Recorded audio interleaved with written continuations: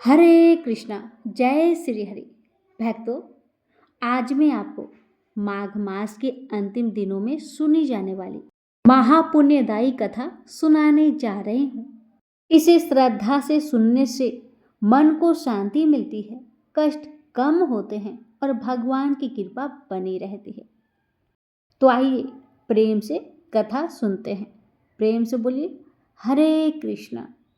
एक बार की बात है, गणेश जी महाराज एक सेठ जी के खेत में से जा रहे थे तो उन्होंने 12 दाने अनाज के तोड़ लिए। फिर गणेश जी के मन में पछतावा हुआ कि मैंने तो सेठ जी के यहाँ चोरी कर ली है। तो गणेश जी सेठ जी की 12 साल की नौकरी करने लग गए। एक दिन सेठानी राख से हाथ धोने लगी तो गणेश जी ने सेठानी का हाथ पकड़कर मिट्टी से हाथ धुलवा दिए। सेठानी सेठ जी से बोली कि ऐसा क्या नौकर रखा है, नौकर होकर उसने मेरी हाथ पकड़ ली। सेठ जी ने गणेश को बुलाकर पूछा कि तुमने सेठानी का हाथ क्यों पकड़ा। गणेश जी ने बोले कि मैंने तो एक सीख की बात बताई है, राख से हाथ धोने से घर की लक्ष्मी नाराज होकर घर से चली जाती है। सेठ जी ने सोचा गणेश तो है तो सच्चा। भक्तों, थोड़े दिन बाद कुंभ का मेला आया। सेठ जी ने कहा गणेश सेठानी को कुंभ के मेले में स्नान करा के लाना। गणेश जी ने कहा ठीक है, ले आऊंगा। अब गणेश जी और सेठानी निकल पड़े। जब गंगा किनारे पहुंचे तो सेठानी किनारे बैठकर नहा रही थी तो गणेश जी उनका हाथ पकड़कर आगे डुबकी लगवा लाए। अब घर आकर सेठानी ने सेठ से कहा कि गणेश ने तो मेरी इज्जत ही नहीं रखी और इतने सारे आदमियों के बीच में मुझे घसीट कर आगे पानी में ले गए। तब सेठ जी ने गणेश से पूछा कि ऐसा क्यों किया, बताओ। तो गणेश जी ने कहा कि सेठानी किनारे बैठकर गंदे पानी से नहा रही थी तो मैं आगे अच्छे पानी में डुबकी लगवा कर ले आया। इससे अगले जन्म में बहुत बड़े राजा और राजपाट मिलेगा। सेठ जी ने सोचा कि गणेश तो है सच्चा। एक दिन घर में पूजा पाठ हो रही थी, हवन हो रहा था। सेठ ने गणेश को कहा कि जाओ सेठानी को बुलाकर ले आओ। गणेश जी सेठानी को बुलाने गए। उन्होंने देखा कि सेठानी काली रंग की चुनरी ओढ़कर चली आ रही है। गणेश जी ने कहा माता, काली चुनरी हटाकर लाल चुनरी ओढ़कर आओ। लेकिन सेठानी ने गणेश जी की बात न मानी। इसी कारण गणेश जी ने उस काली चुनरी को ही फाड़ दिए ताकि उनका अशुभ ना हो। सेठानी नाराज होकर सो गई। सेठ ने आकर पूछा क्या बात है, तो सेठानी बोली कि गणेश ने मेरी चुनरी को फाड़ दी। सेठ जी ने गणेश जी को बुलाकर बहुत डांटा और कहा तुम बहुत बदमाशी करते हो। तो गणेश जी ने कहा पूजा पाठ में काला वस्त्र नहीं पहनते, इसलिए मैंने लाल वस्त्र पहनने के लिए कहा था। लेकिन सेठानी मेरी बात न मानी। मैंने उनकी काली चुनरी फाड़ दी ताकि आपके यहाँ कोई अशुभ ना हो। और मैं तो आपका सेवक हूँ, मैं सदा आपका भला ही चाहता हूँ। काला वस्त्र पूजा पाठ में पहनने से कोई भी शुभ काम सफल नहीं होता। सेठ ने सोचा कि गणेश है तो समझदार। एक दिन सेठ जी पूजा करने लगे तो पंडित जी ने बोला कि वो तो गणेश जी की मूर्ति लाना ही भूल गए, अब क्या करे, कहाँ से लाए। बालक गणेश बोले कि मेरी ही मूर्ति बनाकर विराजमान कर लो, आपके सारे काम सफल हो जाएंगे। यह बात सुनकर सेठ को बहुत गुस्सा आया और वो बोले कि तुम तो अब तक सेठानी से ही मजाक करते थे, अब मेरे से भी करने लग गए। गणेश जी ने कहा मैं मजाक नहीं कर रहा, मैं सच बात कह रहा हूँ। इतने में ही गणेश ने गणेश जी का रूप धारण कर लिया। सेठ और सेठानी ने गणेश जी की पूजा की। पूजा खत्म होते ही गणेश जी अंतर्ध्यान हो गए। सेठ सेठानी को बहुत दुख हुआ। उन्होंने कहा कि हमारे पास तो गणेश जी रहते थे और हमने उनसे इतना काम करवाया। गणेश जी ने सपने में आकर सेठ जी को कहा कि आपके खेत से मैंने 12 अनाज तोड़ लिए थे, उसी का दोष उतारने के लिए मैंने आपके यहाँ काम किया था। सेठ जी की करोड़ों की माया हो गई। हे गणेश जी महाराज, जैसा सेठानी को दिया वैसा सबको देना, कहानी सुनने वाले, कहानी कहने वाले, हुक्कार भरने वाले सभी की परिवार को देना। प्रेम से बोलिए ओम गणेशाय नमः। अब आइए सुनते हैं सूर्य देव की कथा, जिसे सुनने से आरोग्य, तेज और आयु बढ़ाने वाली मानी गई है। प्रेम से बोलिए ओम सूर्याय नमः। द्वारपर की बात है। भगवान श्री कृष्ण एक बार अपनी बुआ कुंती के आश्रम काम्य वन में पहुंचे। उस समय पांडव लोग अज्ञातवास कर रहे थे। भगवान कृष्ण ने कहा, बुआ जी, मैं तुम्हें वनवासी भेष में देखकर दुखी हो जाता हूँ। मुझे सदैव इस बात की चिंता लगी रहती है कि पता नहीं कब दुष्ट दुर्योधन का प्रहार तुम्हारे ऊपर हो जाए। अतएव इस विपत्ति से छुटकारा पाने के लिए तुम भगवान सूर्य नारायण की आराधना करो। भगवान सूर्य ही सभी जीवों के नियंता और प्राण हैं। उनके तेज से ही जीवों का उद्धार होता है।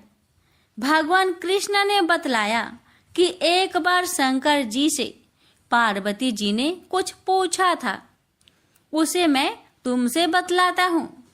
शिव जी ने पार्वती जी से कहा, यदि तुम इस बात की जानकारी प्राप्त करना चाहती हो तो मथुरापुरी में जाओ। वहाँ सूर्य पुत्री यमुना जी की धारा प्रभावित होती है। यमुना के तट पर ऋषि, महर्षि, मुनि आदि निरंतर तपस्या रत रहते हैं। भगवान रुद्र की आज्ञा से पार्वती जी कालिंदी यमुना तट को चल पड़ी। कुछ ही दूर जाने पर उन्हें रास्ते में रोती बिलखती एक स्त्री दिखाई पड़ी। उसने बतलाया कि उसका नाम कुसुमवती है और उसका निवास कुसुमाकर वन के बीच में है। संतानहीनता होने के कारण उसके पति बसंत ने उन्हें त्याग दिया है और इस प्रकार वह निराश्रिता हो गई है। पार्वती जी उस स्त्री को साथ ले आगे चली गई। उन्हें रोती हुई एक दूसरी स्त्री मिली। उसने बताया कि मेरा नाम गंगा है। मेरे पति महाराज शांतनु ने पुत्रों के जीवित न रहने के कारण मुझे अपमानित किया, जिससे मैं दुखी होकर घर चली आई हूँ। इसी प्रकार थोड़ी दूर जाने पर मधुबन में माधवी नाम की एक स्त्री और मिली, जो पति के वैभव का नाश होने के कारण घर से निकाल दी गई थी। इनके अंतरल आगे जाने पर कुमुद वन में कुमुदा नाम की स्त्री से भेंट हुई, जिसके पति को राजा ने बंदी बना लिया था और वह व्याकुल होकर विलाप कर रही थी। उन सभी स्त्रियों को साथ लेकर पार्वती जी यमुना तट पर जा पहुंची। उस तट पर पूजन उत्सव देखकर पार्वती जी ने ऋषि पत्नियों से पूछा कि यह किस देव की आराधना हो रही है, इस पूजन का विधान और फल क्या है। उनकी बात सुनकर एक ऋषि पत्नी ने कहा, यह जगत पिता सूर्य नारायण का व्रत है और सभी मनोरथों को पूर्ण करने वाला है। इस व्रत को करके प्रत्येक नर नारी अभिष्ट सिद्धि प्राप्त होती है। तुम्हारी भी यदि कोई वांछा हो तो इस व्रत को करके प्राप्त करो।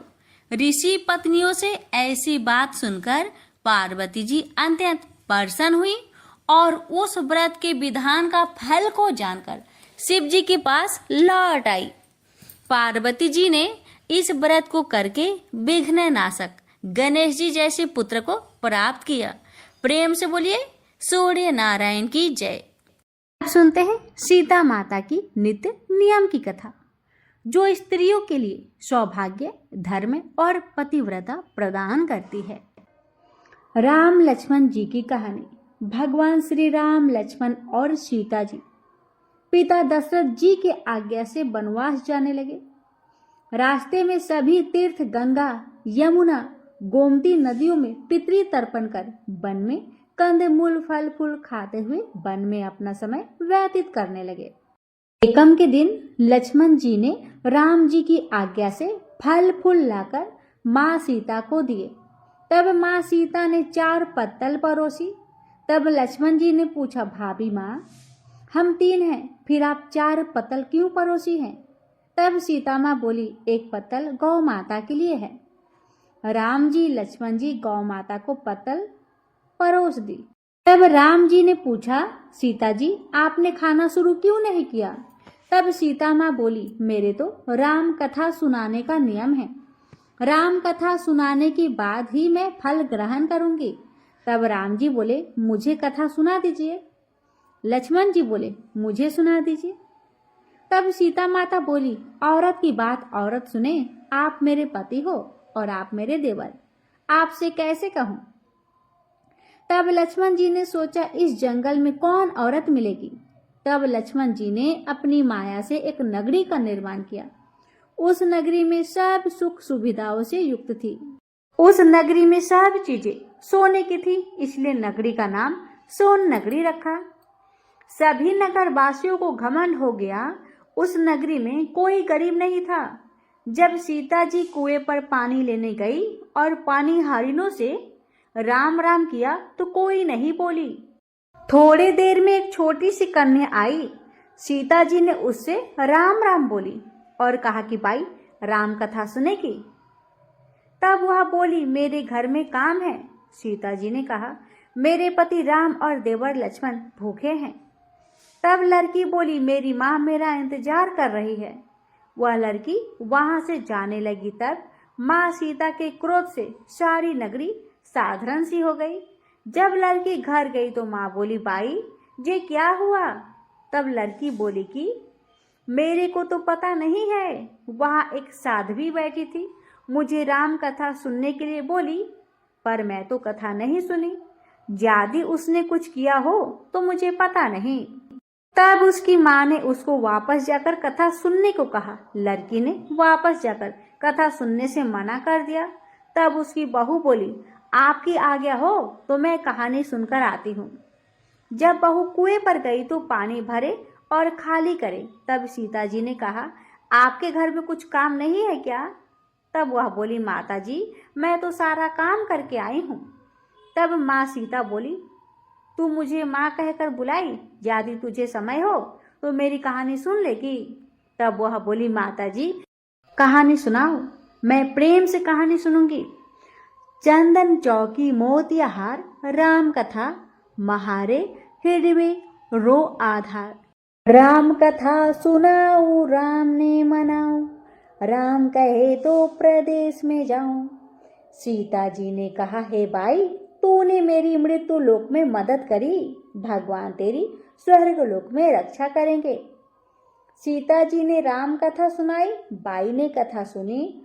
आओ राम बैठो राम, जल भर झाड़ी लाई राम, केलारी दादून लाई राम, ठंडा जल भर लाई राम, संपाडो पधारो राम, झगलैया टोपी लाई राम, करा किंगली लाई राम, स्वर्ण सिंहासन लाई राम, तापर आप बिराजो राम, झालर तिकरा लाई राम, शंख ध्वनि गणराओ राम, हृदय हीरा सोवे राम, निरखता मन मोहे राम, चरण शरण में आई राम, शरण आपरी ले लियो राम, माखन मिश्री लाई राम, माखन मिश्री आरो गो राम, दूध भर कटोरी लाई राम, मेवा चिरंजीवी परोसु राम, खाती मीठी चाखा राम, चरखो फरखो आरो गो राम, रुच रुच भोग लगाऊ राम, जो भावे सो ले लो राम, जल भर झाड़ी लाई राम, अबे आँच मन करियो राम, रे श्याम गमछा लाई राम, हाथ मुँह पोछ लियो राम, पुष्पा सुसेज बिछाऊ राम, अंतरिया छिड़काऊ राम, हिंगलू डोलिया डलाऊ राम, सीता जी चरण दबावे राम। सुख भर सेज ओढ़ो राम, हजार पंखा डोलू राम। थामो राम हमें राम, रोम रोम में राम ही राम। घट घट माया बिराजो राम, मुख में तुलसी बोलो राम। खाली मिजाजे काई काम, जब बोलो जब राम ही राम। बोलो पंछी राम राम, पूरन होवे मंगल काम। राम कथा पूर्ण हुई तो सीता जी ने कहा, हे भाई तूने मेरी राम कथा सुनी, मेरी सहायता की। राम जी लक्ष्मण को जिमाया है, भगवान तेरी भी रक्षा करेंगे, तुझे स्वर्ग का सुख मिलेगा। सीता माता ने उपहार स्वरूप अपने गले का हार दे दिया। जब वह घर गई तो उसके मटका सब सोने का हो गए। सासू जी ने कहा, यह सब तू कहाँ से ले आई? माँ सीता से राम कथा सुनी, ये इसी का फल है। सासू जी ने कहा, प्रतिदिन राम कथा सुनाना। बाई को राम कथा सुनते बहुत दिन हो गए। तब उसने माँ सीता से पूछा, इसका उद्यापन विधि बताओ। तब सीता जी ने कहा, 7 लड्डू लाना, 1 नारियल लाना, उसके 7 भाग करना। 1 भाग मंदिर में चढ़ाना, जिससे मंदिर बनावे जितना फल होता है। 1 भाग सरोवर के किनारे गाड़ देना, जिससे सरोवर खुदवाने के जितना फल होता है। 1 भाग भगवत गीता पर चढ़ाना, जिससे भगवत गीता पाठ करवाने जितना फल होगा। 1 भाग तुलसी माता पर चढ़ाना, जिससे तुलसी विवाह जितना फल होगा। 1 भाग कंवारी कन्या को देना, जिससे कन्या विवाह जितना फल होगा। 1 भाग सूरज भगवान को चढ़ाना, जिससे 33 करोड़ देवी देवता को भोग लगाने जितना फल होगा। अब उसने विधि पूर्वक उद्यापन कर दिया। माता सीता के पास आई, माता मैंने तो विधि पूर्वक उद्यापन कर दिया, अब 7 दिन बाद बैकुंठ से विमान आएगा। 7 दिन पूरे हुए विमान आया तो बहू ने कहा, सासू जी स्वर्ग से विमान आया है।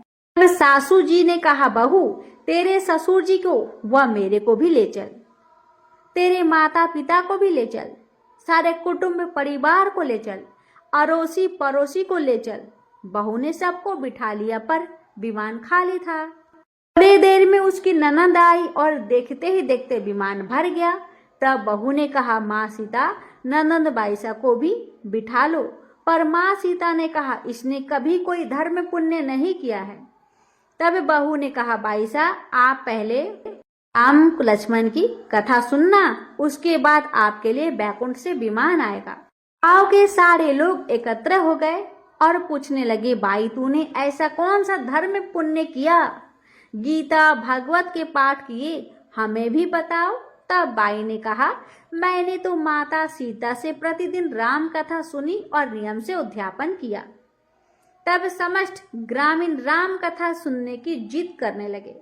तब बाई राम कथा कहने लगी और सब नर नारी सुनने लगे।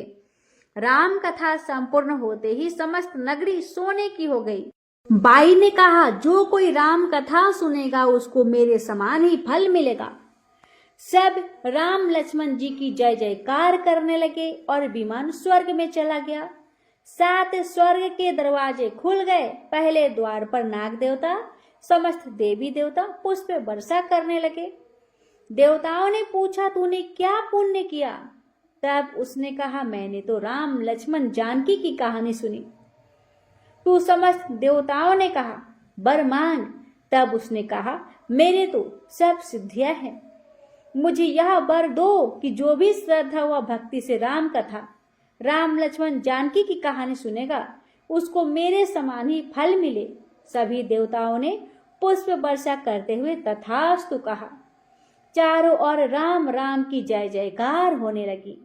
प्रेम से बोलिए, राम लक्ष्मण जानकी माता की जय।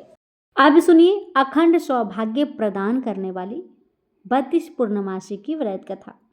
द्वापर युग में एक समय की बात है कि यशोदा जी ने श्री कृष्ण से कहा, हे कृष्ण, तुम सारे संसार के उत्पन्न करता, पोषण तथा उसके संहार करता हो। आज कोई ऐसा व्रत मुझसे कहो जिसके करने से मृत्यु लोक में स्त्रिया को विधवा होने का भय ना रहे तथा यह व्रत सभी मनुष्य की हर मनोकामना पूर्ण करने वाला हो। श्री कृष्ण कहने लगे, हे माँ, तुमने अति सुंदर प्रश्न किया है। मैं तुमसे ऐसे ही व्रत को सविस्तार कहता हूँ। सौभाग्य की प्राप्ति के लिए स्त्रियों को 32 पूर्णिमाओं का व्रत करना चाहिए। इस व्रत को करने से स्त्रियों को सौभाग्य संपत्ति मिलती है। यह व्रत अचल सौभाग्य को देने वाला और भगवान शंकर के प्रति मनुष्य मात्र की भक्ति को बढ़ाने वाला है।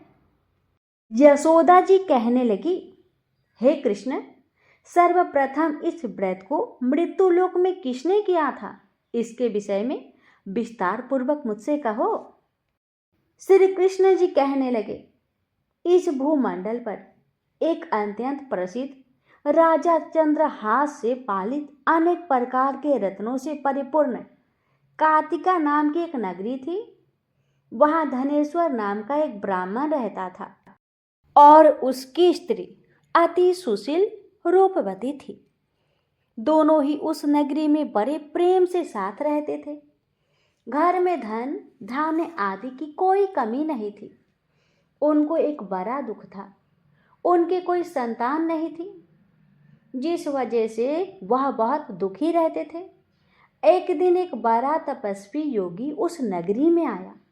वह योगी बाकी सभी घरों से भिक्षा मांगकर भोजन किया करता था, मगर ब्राह्मण के घर को छोड़कर सभी घरों से भिक्षा मांगा करता था और भोजन किया करता था।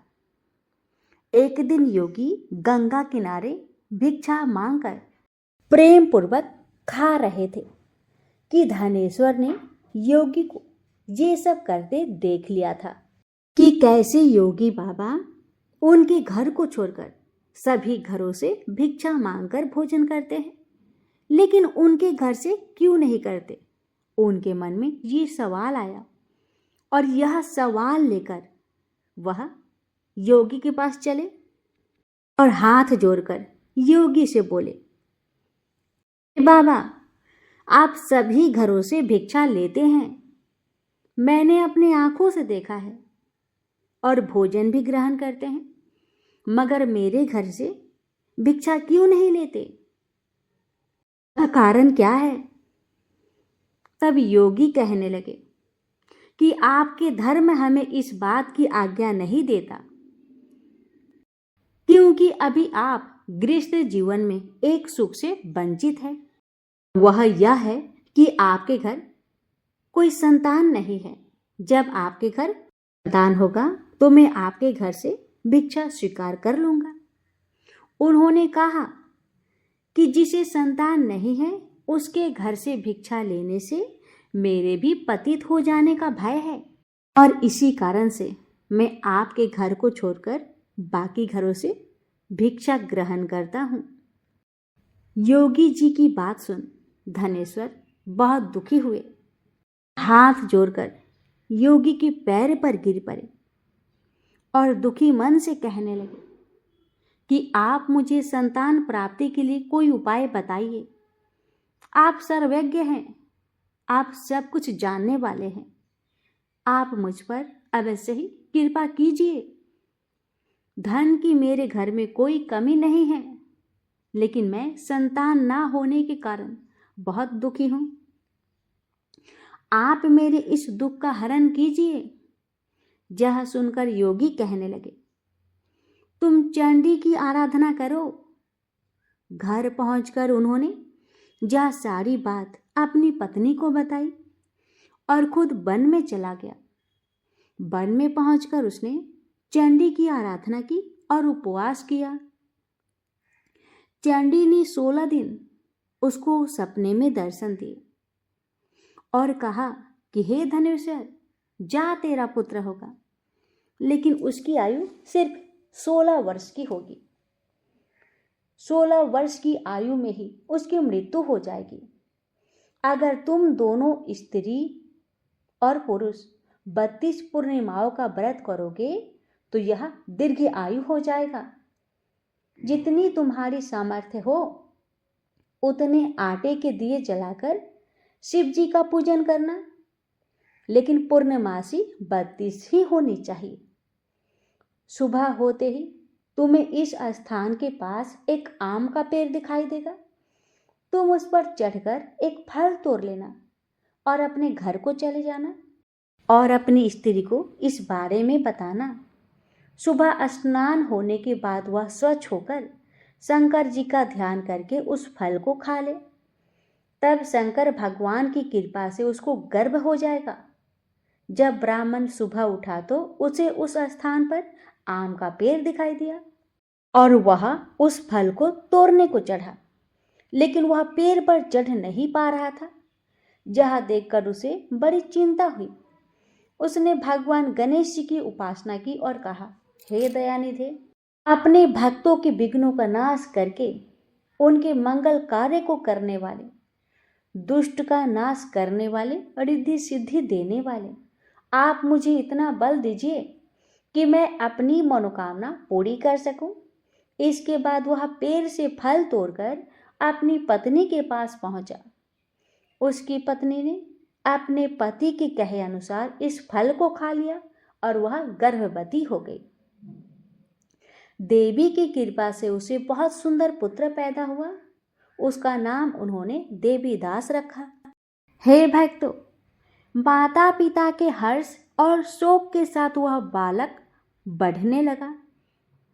भगवान की कृपा से बालक बहुत ही सुंदर था, सुशील और पढ़ाई लिखाई में भी बहुत ही निपुण था। दुर्गा जी की कथा अनुसार उसकी माता ने 32 पूर्णमासी का व्रत रखा। जैसे ही 16वां वर्ष लगा, दोनों पति पत्नी बहुत दुखी हुए कि कहीं उनके पुत्र की मृत्यु ना हो जाए। उन्होंने सोचा कि अगर उनके सामने यह सब हुआ तो वह कैसे देख पाएंगे, कैसे सह पाएंगे। तभी उन्होंने देवीदास के मामा को बुलवाया और 1 वर्ष के लिए देवीदास को काशी में पढ़ने के लिए भेज दिया और कहा कि 1 वर्ष के बाद उसे वापस लेकर आना। देवीदास अपने मामा के साथ एक घोड़े पर सवार होकर चल दिया। उसके मामा को भी यह बात पता नहीं था। दोनों पति पत्नी ने 32 पूर्णिमासी का व्रत पूरा कर लिया। दूसरी तरफ मामा और भांजा दोनों रात गुजारने के लिए रास्ते में एक गांव में रुके। उस दिन उस गांव में ब्राह्मण की कन्या का विवाह होने वाला था। जिस धर्मशाला में वर और बारात के बाकी लोग रुके हुए थे, उसी धर्मशाला में देवीदास और उसका मामा भी ठहर गए। उधर कन्या को तेल आदि चढ़ने के बाद जब लगन का समय आया तो वर की तबीयत खराब हो गई। वर के पिता ने अपने परिवार वालों से विचार विमर्श करके कहा कि यह देवीदास मेरे पुत्र जैसा ही है, मैं इसके साथ लगन करा देता हूँ और बाद में बाकी सारे काम मेरे बेटे के साथ पूरे हो जाएंगे। ऐसे कहने के बाद वर के पिता ने देवीदास को मांगने के लिए उसके मामा के पास गए और उन्हें सारी बात बताई। मामा ने कहा कि कन्यादान में जो कुछ भी मिलेगा वो हमें दिया जाए। वर के पिता ने स्वीकार कर ली।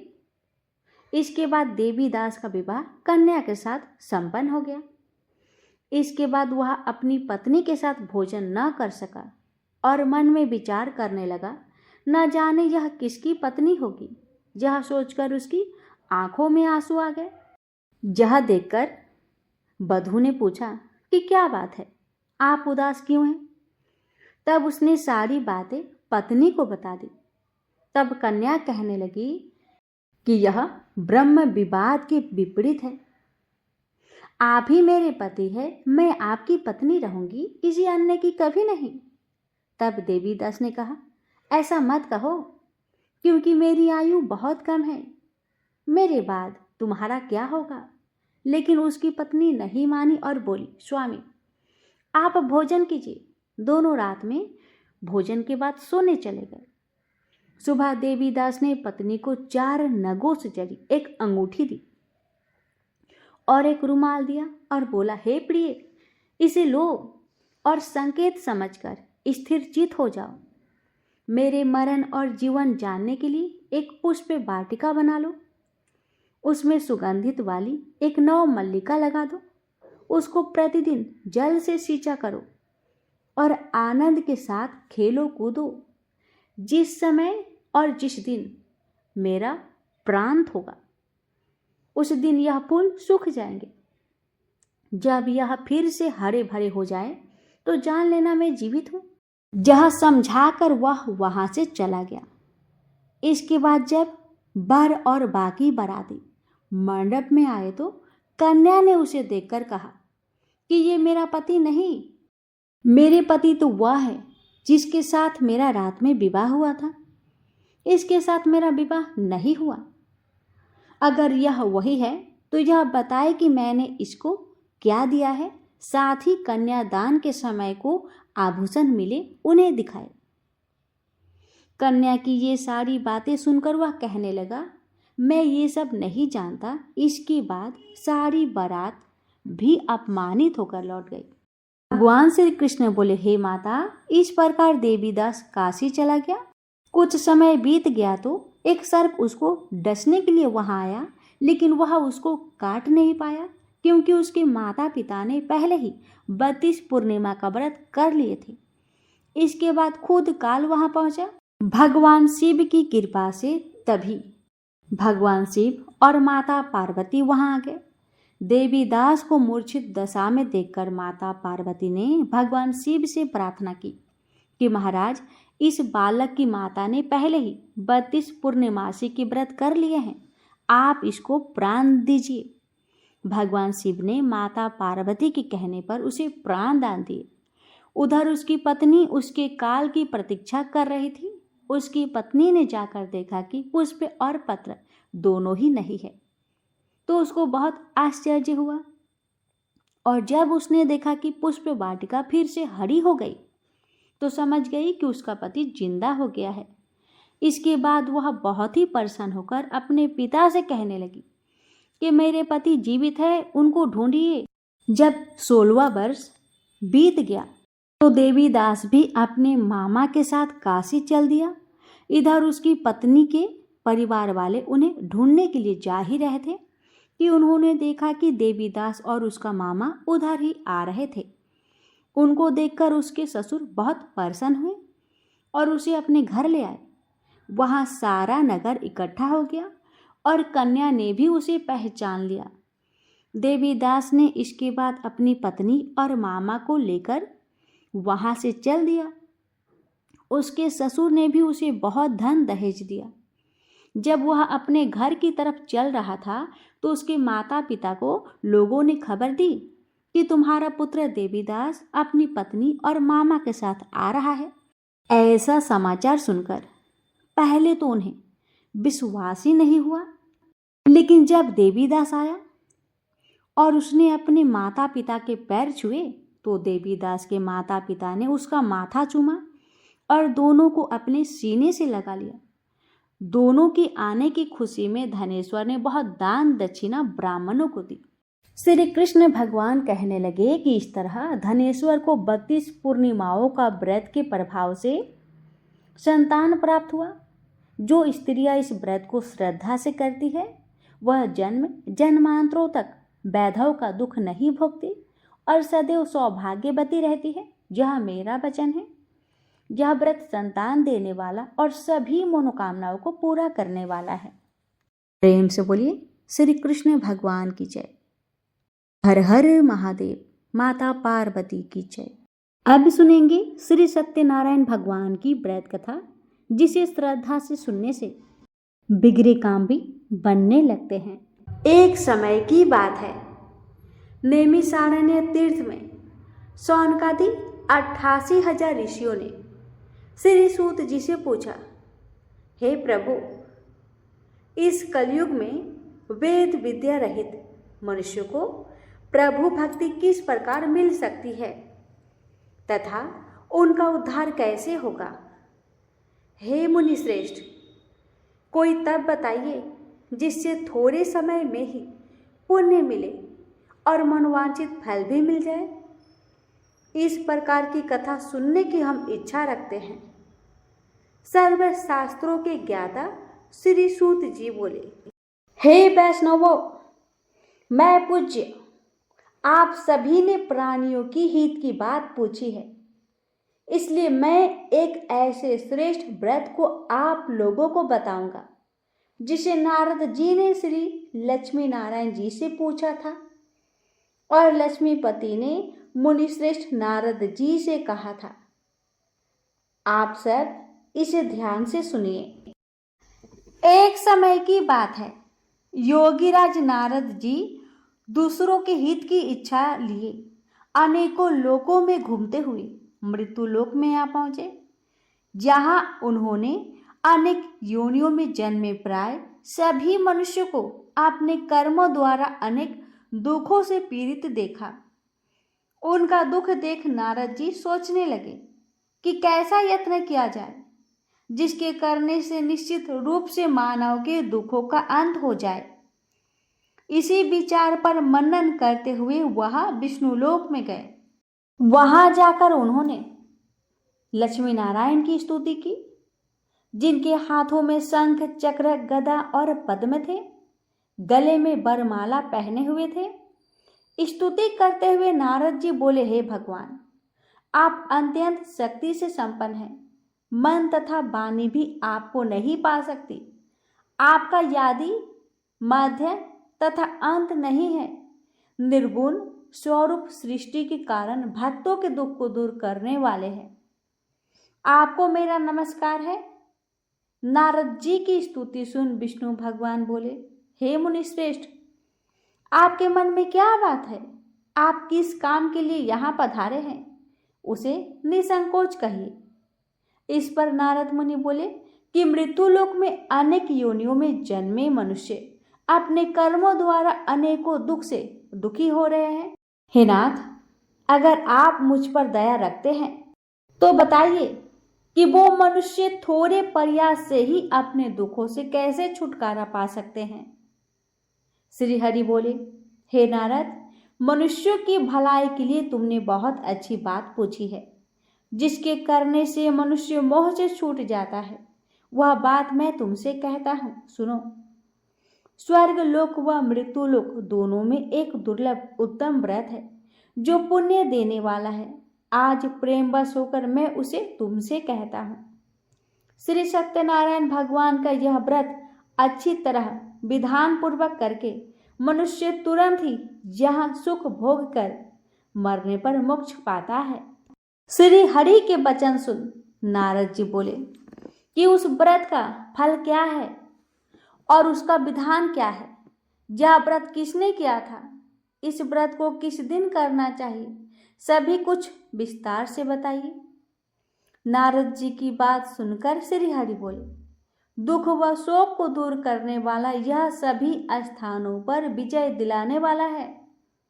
मानव को भक्ति व श्रद्धा के साथ शाम को श्री सत्यनारायण की पूजा धर्म परायण होकर ब्राह्मणों व बंधुओं के साथ करनी चाहिए। भक्ति भाव से ही नेवत, केले का फल, घी, दूध और गेहूं आटा का सवाया ले। गेहूं का स्थान पर साठी का आटा, शक्कर या गुड़ लेकर वह सभी भक्षण युक्त पदार्थों को मिलाकर भगवान को भोग लगाए। ब्राह्मणों सहित बंधु बांधवों को भी भोजन कराए। उसके साथ स्वयं भोजन करे। भजन कीर्तन के साथ भगवान की भक्ति में लीन हो जाए। इस तरह से सत्यनारायण भगवान का यह व्रत करने पर मनुष्य की सारी इच्छाएं निश्चित रूप से पूरी होती है। इस कलिकाल अर्थात कलयुग में मृत्यु लोक में मोक्ष का यही एक सरल उपाय बताया गया है। प्रेम से बोलिए श्री सत्यनारायण भगवान की जय। दूसरा अध्याय। सूत जी बोले, हे ऋषियों, जिसने पहले समय में इस व्रत को किया था उसका इतिहास कहता हूं, ध्यान से सुनो। सुंदर काशीपुरी नगर में एक अत्यंत निर्धन ब्राह्मण रहता था। भूख प्यास से परेशान वह धरती पर घूमता रहता था। ब्राह्मणों से प्रेम करने वाले भगवान ने एक दिन ब्राह्मण का भेष धारण कर उसके पास जाकर पूछा, हे ब्रीप, नित्य दुखी होकर तुम पृथ्वी पर क्यों घूमते हो? दिन ब्राह्मण बोला, मैं निर्धन ब्राह्मण हूं, भिक्षा के लिए धरती पर घूमता रहता हूं। हे भगवान, यदि आप इसका कोई उपाय जानते हो तो बताइए। वृद्ध ब्राह्मण कहते हैं कि सत्यनारायण भगवान मनोवांछित फल देने वाले हैं, इसलिए तुम उनका पूजन करो। इसे करने से मनुष्य सभी दुखों से मुक्त हो जाता है। वृद्ध ब्राह्मण बनकर आए सत्यनारायण भगवान उस निर्धन ब्राह्मण को व्रत का सारा विधान बताकर अंतर्ध्यान हो गए।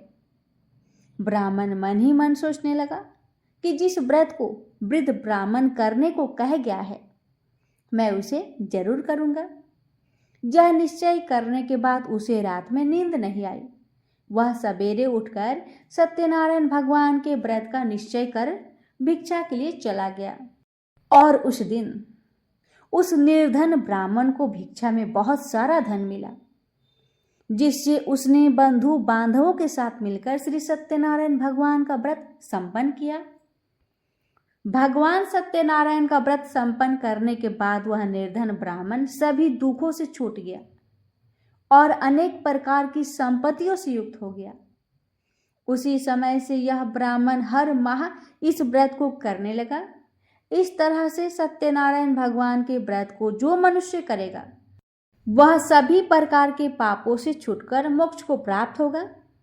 जो मनुष्य इस व्रत को करेगा वो भी सभी दुखों से मुक्त हो जाएगा। सूत जी बोले कि इस तरह से नारद जी ने नारायण जी से कहा हुआ श्री सत्यनारायण व्रत को मैंने तुमसे कहा। हे ब्रीप, मैं अब और क्या कहूं? ऋषि बोले, हे मुनिवर, संसार में उस ब्रीप से सुनकर और किस किस ने इस व्रत को किया, हम अब इस बात को सुनना चाहते हैं। इसके लिए हमारे मन में श्रद्धा का भाव है। सूत जी बोले, हे मुनियों, जिसने इस व्रत को किया है वह सब सुनो। एक समय वही ब्रीप धन व ऐश्वर्य के अनुसार अपने बंधु बांधवों के साथ इस व्रत को करने को तैयार हुआ। उसी समय एक लकड़ी बेचने वाला बूढ़ा आदमी आया और लकड़ियां बाहर रखकर अंदर ब्राह्मण के घर में गया। प्यास से दुखी वह लकड़हारा उनको व्रत करते देख ब्रीप को नमस्कार कर पूछने लगा कि आप क्या कर रहे हैं तथा इसे करने से क्या फल मिलेगा, कृपया मुझे भी बताइए। ब्राह्मण ने कहा कि सब मनोकामनाओं को पूरा करने वाला यह सत्यनारायण भगवान का व्रत है। इनकी कृपा से ही मेरे घर में धन धान्य आदि की वृद्धि हुई है। ब्रीप से सत्यनारायण व्रत के बारे में जानकर लकड़हारा बहुत प्रसन्न हुआ। चरणामृत लेकर वह प्रसाद खाने के बाद वह अपने घर गया। लकड़हारे ने अपने मन में संकल्प किया कि आज लकड़ी बेचने से जो धन मिलेगा उसी से श्री सत्यनारायण भगवान का उत्तम व्रत मैं करूंगा। मन में इस विचार को ले बूढ़ा आदमी सिर पर लकड़ियां रख उस नगर में बेचने गया जहां धनी लोग ज्यादा रहते थे। उस नगर में उसे अपनी लकड़ियों का दाम पहले से 4 गुना अधिक मिला। बूढ़ा प्रसन्नता के साथ दाम लेकर केले, शक्कर, घी, दूध, दही और गेहूं का आटा ले और सत्यनारायण भगवान की व्रत की अन्य सामग्रियां लेकर अपने घर को गया। वहां उसने अपने बंधु बांधवों को बुलाकर विधि विधान से सत्यनारायण भगवान का पूजन और व्रत किया। इस व्रत के प्रभाव से वह बूढ़ा लकड़हारा धन पुत्र आदि से युक्त होकर संसार के समस्त सुख को भोग अंतकाल में बैकुंठ धाम को चला गया। प्रेम से बोलिए श्री सत्यनारायण भगवान की जय। अब सुनेंगे तीसरा अध्याय। सूत जी बोले, हे श्रेष्ठ मुनियों, अब आगे की कथा कहता हूँ। पहले समय में उल्कामुख नाम का एक बुद्धिमान राजा था। वह सत्य वक्ता और जितेंद्रिय था। प्रतिदिन देव स्थानों पर जाता और निर्धनों को धन देकर उनके कष्ट को दूर करता था। उसकी पत्नी कमल के समान मुख वाली तथा सती साध्वी थी। भद्रशिला नदी के तट पर उन दोनों ने श्री सत्यनारायण भगवान का व्रत किया। उसी समय साधु नाम का एक वैश्य आया। उसके पास व्यापार करने के लिए बहुत सा धन भी था। राजा को व्रत करते देखकर वह विनय के साथ पूछने लगा, हे राजन, भक्ति भाव से पूर्ण होकर आप यह क्या कर रहे हैं? मैं सुनने की इच्छा रखता हूं, तो आप मुझे बताइए। राजा बोला, हे साधु, अपने बंधु बांधव के साथ पुत्र आदि की प्राप्ति के लिए एक महाशक्तिमान श्री सत्यनारायण भगवान का व्रत व पूजन कर रहा हूं। राजा के वचन सुन साधु आदर से बोले, हे राजन, मुझे इस व्रत का सारा विधान कहिए। आपके कथा अनुसार मैं भी इस व्रत को करूंगा। मेरी भी संतान नहीं है और इस व्रत को करने से निश्चित रूप से मुझे संतान की प्राप्ति होगी। राजा से व्रत का सारा विधान सुन व्यापार से निवृत्त हो वह अपने घर गया। साधु वैश्य ने अपनी पत्नी को संतान देने वाले इस व्रत का वर्णन कह सुनाया और कहा कि जब मेरी संतान होगी तब मैं इस व्रत को करूंगा। साधु ने इस तरह के वचन अपनी पत्नी लीलावती से कहे।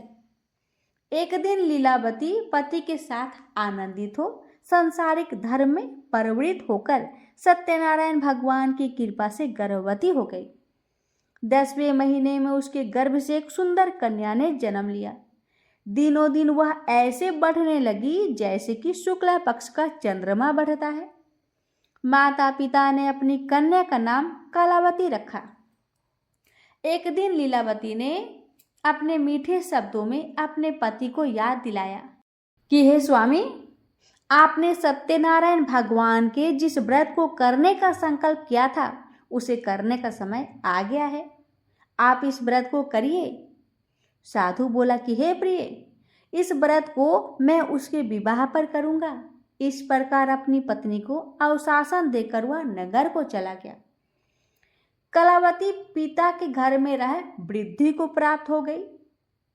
साधु ने एक बार नगर में अपनी कन्या को सखियों के साथ देखा तो तुरंत ही दूत को बुलाया और कहा कि मेरी कन्या की योग वर देख कर आओ। साधु की बात सुनकर दूत कंचन नगर में पहुंचा और वहां देखभाल कर लड़की के सुयुक्त बानिक पुत्र को ले आया। सुयुक्त लड़के को देख साधु ने बंधु बांधव को बुलाकर अपनी पुत्री का विवाह कर दिया। लेकिन दुर्भाग्य की यह बात है कि साधु ने अभी भी श्री सत्यनारायण भगवान का व्रत नहीं किया। इस पर श्री सत्यनारायण भगवान क्रोधित हो गए और श्राप दिए कि साधु को अत्यधिक दुख मिले। अपने कार्य में कुशल साधु बनिया जमाई को लेकर समुद्र पार स्थित होकर रत्नासारपुर नगर में गया। वहां जाकर दामाद ससुर दोनों मिलकर चंद्रकेतु राजा के नगर में व्यापार करने लगे। एक दिन भगवान सत्यनारायण की माया से एक चोर राजा का धन चुराकर भाग रहा था। उसने राजा के सिपाहियों को अपना पीछा करते देख चुराया हुआ धन वहां रख दिया जहां साधु अपने जामाई के साथ ठहरा हुआ था। राजा के सिपाहियों ने साधु वैश्य के पास राजा का धन पड़ा देखा तो वह ससुर जामाई दोनों को बांधकर प्रसन्नता से राजा के पास ले आए और कहने लगे, आप आगे की कार्यवाही करने की आज्ञा दीजिए। राजा की आज्ञा से उन दोनों को कठिन कारावास में डाल दिया गया और उनका सारा धन भी उनसे छीन लिया गया। श्री सत्यनारायण भगवान के श्राप से साधु की पत्नी भी बहुत दुखी हुई। घर में जो धन रखा हुआ था उसे चोर चुरा ले गए। शारीरिक तथा मानसिक पीड़ा व भूख प्यास से अति दुखी हो अन्न की चिंता में कलावती ब्राह्मण के घर गई। वहां उसने श्री सत्यनारायण भगवान का व्रत होते हुए देखा। फिर कथा भी सुनी। वह प्रसाद ग्रहण कर वह रात को घर वापस आई। माता ने कलावती से पूछा कि हे पुत्री, अब तक तुम कहाँ पर थी? तेरे मन में क्या है? कलावती ने अपनी माता से कहा, हे माता, मैंने एक ब्राह्मण के घर में श्री सत्यनारायण भगवान का व्रत होते देखा। कन्या के वचन सुन लीलावती भगवान की पूजन की तैयारी करने लगी। लीलावती ने परिवार व बंधुओं सहित सत्यनारायण भगवान का पूजन किया और उनसे वर मांगा कि मेरे पति तथा जमाई शीघ्र घर आ जाए। साथ ही ये भी प्रार्थना की कि हे भगवान, हम सबका अपराध को भी क्षमा करें। श्री सत्यनारायण भगवान इस व्रत से संतुष्ट हो गए और राजा चंद्रकेतु को सपने में दर्शन दे कहा, हे राजन, तुम उन दोनों वैश्य को छोड़ दो। तुमने उनका जो धन लिया है उसे वापस कर दो। अगर ऐसा नहीं किया तो मैं तुम्हारा धन, राज्य व संतान सभी को नष्ट कर दूंगा। राजा को यह सब कहकर वह अंतर्ध्यान हो गए। प्रातःकाल सभा में राजा ने अपना सपना सुनाया। फिर बोले कि बानिक पुत्र को कैद से मुक्त कर दो और सभा में लाओ। दोनों ने आते ही राजा को प्रणाम किया। राजा मीठी बानी में बोला, हे महानुभावों, भाग्यवश ऐसा कठिन दुख तुम्हें प्राप्त हुआ है, लेकिन अब कोई भय नहीं है। ऐसा कह राजा ने उन दोनों को नए वस्त्राभूषण भी पहनाए और जितना धन उनका लिया था उससे दुगुना धन वापिस कर दिया। दोनों वैश्य अपने घर को चल दिए। प्रेम से बोलिए श्री सत्यनारायण भगवान की जय। अब सुनेंगे चौथा अध्याय। सूत जी बोले, वैश्य ने मंगलाचार कर अपनी यात्रा आरंभ की और अपने नगर की ओर चल दिए। उनके थोड़ी दूर जाने पर एक दंडी भेषधारी श्री सत्यनारायण ने उनसे पूछा, हे साधु, तेरी नाव में क्या है? अभिमानी वानिक हंसता हुआ बोला, हे दंडी, आप क्यों पूछते हो? क्या धन लेने की इच्छा है? मेरी नाव में तो बेल व पत्ते भरे हुए हैं। वैश्य के कठोर वचन सुन भगवान बोले, तुम्हारा वचन सत्य हो। डांडी ऐसे वचन कह वहां से दूर चले गए। कुछ दूर जाकर समुद्र के किनारे बैठ गए। डांडी के जाने के बाद साधु वैश्य ने नित्य क्रिया के पश्चात नाव को ऊंची उठते देखकर अचंभा माना और नाव में बेल पत्ते आदि देख वह मूर्छित हो जमीन पर गिर पड़ा। मूर्छा खुलने पर वह अत्यंत शोक में डूब गया। तब उसका दामाद बोला कि आप शोक न मनाए, यह डंडी का श्राप है, इसलिए हमें उनकी शरण में जाना चाहिए, तभी हमारी मनोकामना पूरी हो सकती है। दामाद की बात सुनकर वह डंडी के पास जा पहुंचे और अत्यंत भक्तिभाव नमस्कार कर बोले, मैंने आपसे जो असत्य वचन कहे थे उनके लिए मुझे क्षमा कर दीजिए। ऐसा कहकर महान शोकातुर हो रोने लगा।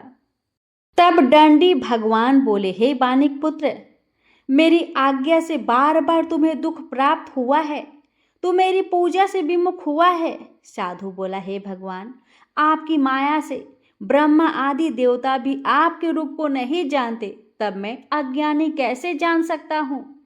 आप प्रसन्न होइए, अब मैं सामर्थ्य के अनुसार आपकी पूजा करूँगा, अवश्य करूँगा, मेरी रक्षा कीजिए और पहले के समान नौका में फिर धन को भर दे। साधु वैश्य के भक्ति पूर्वक वचन को सुनकर भगवान प्रसन्न हो गए और उसकी इच्छा अनुसार वरदान देकर भगवान अंतर्ध्यान हो गए। ससुर जमाई जब नाव पर आए तो नाव धन से भरी हुई थी। फिर वही अपने अन्य साथियों के साथ सत्यनारायण भगवान का पूजन कर अपने नगर को चल दिए। जब नगर के नजदीक पहुंचे तो दूत को घर पर खबर करने के लिए भेज दिया। दूत साधु की पत्नी को प्रणाम कर कहता है, मालिक अपने दामाद सहित नगर के निकट आ गए हैं। दूत की बात सुन साधु की पत्नी लीलावती ने बड़े हर्ष के साथ सत्यनारायण भगवान का पूजन कर अपनी पुत्री कलावती से कहा कि मैं अपने पति के दर्शन को जाती हूँ, तू कार्य पूर्ण कर शीघ्र आ जाना। माता के ऐसे वचन सुन कलावती जल्दी से प्रसाद छोड़ अपने पति के पास चली गई। प्रसाद की अवज्ञा के कारण श्री सत्यनारायण भगवान रुष्ट हो गए और नाव सहित उसके पति को पानी में डुबो दिया। कलावती अपने पति को वहां ना पाकर रोती हुई जमीन पर गिर गई।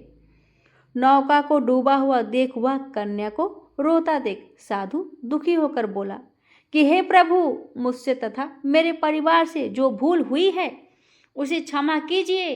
साधु के दीन वचन सुनकर श्री सत्यनारायण भगवान प्रसन्न हो गए और आकाशवाणी हुई, हे साधु, तेरी कन्या मेरी प्रसाद को छोड़कर आई है, इसलिए उसका पति अदृश्य हो गया है।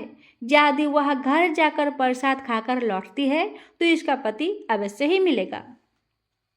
ऐसी आकाशवाणी सुन कलावती घर पहुंचकर प्रसाद खाई और फिर आकर अपने पति के दर्शन करती है। उसके बाद साधु अपने बंधु बांधवों सहित श्री सत्यनारायण भगवान का विधि विधान से पूजन करता है। इस लोक का सुख भोग वह अंत में स्वर्ग को जाता है। प्रेम से बोलिए श्री सत्यनारायण भगवान की जय। भक्तों आइए अब सुनते हैं अंतिम 5वां अध्याय। सूत जी बोले, हे ऋषियों, मैं और भी एक कथा सुनाता हूं, उसे भी ध्यानपूर्वक सुनो। प्रजा पालन में लीन तुंगध्वज नाम का एक राजा था। उसने भी भगवान का प्रसाद त्याग कर बहुत ही दुख पाया था। एक बार वन में जाकर वन्य पशुओं को मारकर वह पेड़ के नीचे आया। वहां उसने ग्वालों को भक्ति भाव से अपने बंधुओं सहित सत्यनारायण भगवान का पूजा करते हुए देखा। अभिमानवश राजा ने उन्हें देखकर भी पूजा स्थान में नहीं गया और ना ही उसने भगवान को नमस्कार किया। ग्वालों ने राजा को प्रसाद दिया, लेकिन उसने वह प्रसाद नहीं खाया और प्रसाद को वहीं छोड़ वह अपने नगर को चला गया। जब वह अपना नगर में पहुंचा तो वहां सब कुछ तहस नहस हुआ पाया। तो वह शीघ्र ही समझ गया कि यह सब भगवान ने ही किया है। वह दोबारा ग्वालों के पास पहुंचा और विधि पूर्वक पूजा करके प्रसाद खाया तो श्री सत्यनारायण भगवान की कृपा से सब कुछ पहले जैसा हो गया। दीर्घ काल तक सुख भोगने के बाद मरणोपरांत उसे स्वर्ग लोक की प्राप्ति हुई।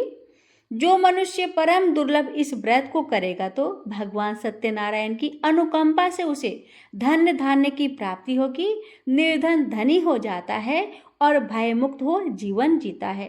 संतानहीन मनुष्य को संतान सुख मिलता है और सारे मनोरथ पूर्ण होने पर मानव अंतकाल में बैकुंठ धाम में जाता है। सूत जी बोले, जिन्होंने पहले इस व्रत को किया है अब उनके दूसरे जन्म की कथा कहता हूँ। वृद्ध सतानंद ब्राह्मण ने सुदामा का जन्म लेकर मोक्ष की प्राप्ति की। लकड़हारे ने अगले जन्म में निषाद बनकर मोक्ष प्राप्त किया। उल्कामुख नाम का राजा दशरथ होकर बैकुंठ को गए। साधु नाम के वैश्य ने मोरध्वज बनकर अपने पुत्र को आरे से चीरकर मोक्ष पाया। महाराज तुंगध्वज ने स्वयंभू होकर भगवान में भक्तियुक्त हो कर्म कर मोक्ष पाया। प्रेम से बोलिए श्री सत्यनारायण भगवान की जय। अब सुनिए हर व्रत कथा के बाद सुनी जाने वाली लपसी तपसी की कहानी। किसी गांव में एक लपसी रहता था और एक तपसी। हे भक्तों, तपसी भगवान की तपस्या करता था और लपसी सवा शेर की लपसी बनाकर उसका भोग लगाकर जिम लेता था। एक दिन दोनों आपस में लड़ने लगे। लपसी बोला कि मैं बड़ा हूं, तपसी बोला कि मैं बड़ा हूं। इतने में नारद मुनि आए और बोले, लपसी और तपसी तुम क्यों लड़ रहे हो? तो लपसी ने कहा, मैं बड़ा हूं, और तपसी ने कहा, मैं बड़ा हूं। तपसी बोला, मैं तो सारे दिन भगवान की पूजा करता हूं। यह सुन नारद जी ने कहा, मैं तुम्हारा फैसला कल अवश्य कर दूंगा। दूसरे दिन लपसी तपसी नहा कर आए तो नारद जी ने 1.25 करोड़ की अंगूठी उनके आगे फेंक दी। लपसी का ध्यान उस अंगूठी पर नहीं गया। तो भक्तों, जब तपसी तपस्या करने बैठा तो उसे अंगूठी दिखाई दी और उसने अपने घुटने के नीचे वह अंगूठी को दबा ली और तपस्या करने लगा। लपसी लापसी बनाकर भगवान का भोग लगाकर चिमने बैठ गया। इतने में ही नारद जी आए। तब दोनों ने पूछा, हे मुनिवर, अब आप बताइए कि हम दोनों में से कौन बड़ा है? फिर तपसी ने कहा, मैं बड़ा हूं। तो नारद जी बोले, तेरा घुटना उठा तो उसके नीचे 1.25 करोड़ की अंगूठी निकलेगी। तब नारद जी बोले कि ये अंगूठी तूने चुराई है, तुझे तेरी तपस्या का कोई फल नहीं मिलेगा। तब तपसी बोला, हे मुनिवर, मेरी तपस्या का दोष कैसे दूर होगा, कृपा करके कहिए। नारद जी ने कहा, अगर रोटी बनाकर बटाया नहीं बनाया गया तो फल तुझे ही मिलेगा। ब्राह्मण जिमाकर दक्षिणा नहीं देगा तो फल तुझे ही मिलेगा। साड़ी देकर ब्लाउज नहीं दिया तो फल तुझे मिलेगा। दिया से दिया जलाने से फल तुझे मिलेगा। सब व्रत त्योहार की कहानी सुनने के बाद तेरी कहानी नहीं सुने तो फल तुझे होगा। तब से लपसी तपसी की कहानी सुनी जाती है और सुनने के बाद इस प्रकार कहे कि लपसी का फल लापसी को मिले, तापसी का फल तापसी को मिले और हमारा व्रत का फल हमें मिले। तो प्रेम से बोलिए हरे कृष्णा। लापसी तापसी की जय, नारद मुनि की जय।